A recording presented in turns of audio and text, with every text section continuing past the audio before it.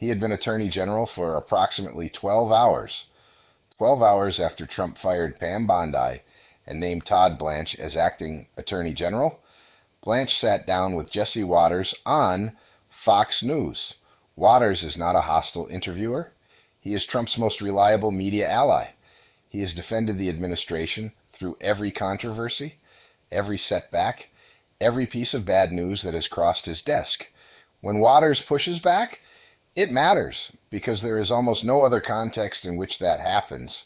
Okay, well, I mean, you've combed through these files, right? Who was Epstein spying for? Look, everything. I don't know that he was spying for anybody. Nobody's ever said that. No? You don't think he might have been a spy for a foreign country?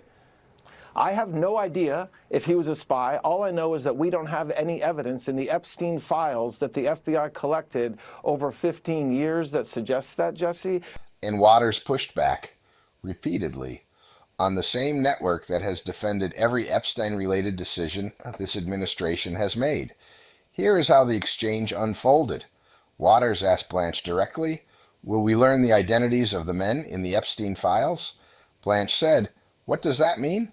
I don't understand what that means." That is the response of the acting Attorney General of the United States to the single most direct question about the Epstein investigation. Not a legal objection, not a claim of privilege, not a reference to ongoing proceedings, a statement that he does not understand what the question means. The question means this: over 1,000 women and girls were abused. The men who participated in that abuse, who flew on Epstein's planes, who visited his properties, who were documented in 15 years of FBI investigation, most of their names remain hidden, redacted, protected, while the names and photographs of victims were published without consent on a public government website. That is what the question means. And the man now running the Department of Justice said he did not understand it. But Blanche was not finished. He also said this: "It's not a crime to party with Mr. Epstein, not a crime to party with a man convicted of sex trafficking, not a crime to appear in the flight logs of a plane used to transport trafficking victims, not a crime to have your name documented dozens of times in 15 years of FBI investigation into a network that abused over 1,000 girls, not a crime to party with him." That sentence is not a legal defense. It is a characterization. It is the acting Attorney General of the United States describing Jeffrey Epstein's documented trafficking operation as a party, and using that characterization to explain why the names of the men connected to him will not be made public. Watters, the most Trump-aligned primetime host in American television, sat with that answer for a moment and then told Blanche the truth. "I'm not sure you totally get what people feel about that." Not a Democrat, not a progressive commentator. Jesse Watters on Fox News, telling the new acting Attorney General that he fundamentally does not understand what the American public believes about the Epstein case. A CNN panel played the clip the next day and laughed out loud. Legal analyst Elliot Williams let out an audible laugh off camera. A GOP strategist said Watters was right. The White House correspondent for the Associated Press said, "Jesse Watters, of all people." Even Fox News' own audience was not buying it. Here is the record Blanche was defending when he said he did not understand the question. The Department of Justice reviewed approximately 6 million documents potentially related to the Epstein investigation. It released roughly 3.5 million. About half remain withheld, redacted, or suppressed. The 86-page SDNY prosecution memo, the document that prosecutors used to build their case, has never been fully released. The Epstein Files Transparency Act, which Trump signed, requires the release of all unclassified materials. Multiple members of Congress from both parties have said that requirement is being violated.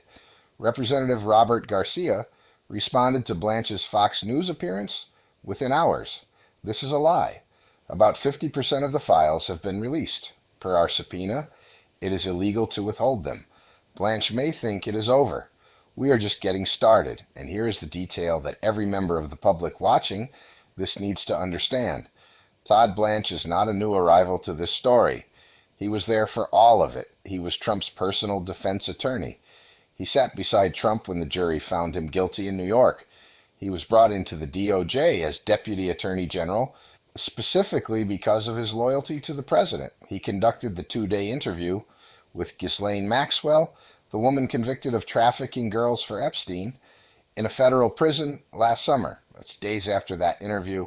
Maxwell was moved from a higher security facility to a minimum security camp in Texas, where she receives custom meals and is allowed to play with therapy dogs. Blanche said at the time that Maxwell was suffering serious threats to her life that justified the transfer. Blanche said on Fox News that the files have all been released. Blanche said he does not understand what it would mean to name the abusers. Blanche said it is not a crime to party with Epstein. He is now the Attorney General. The man who does not understand the question controls the files that contain the answer. Bondi was fired because the base was angry, because Trump's own supporters, the people who voted for him specifically believing he would finally expose the powerful, felt cheated by what came out, by the binders with no new information, by the client list that existed until it didn't, by the survivors' names published while perpetrators stayed hidden.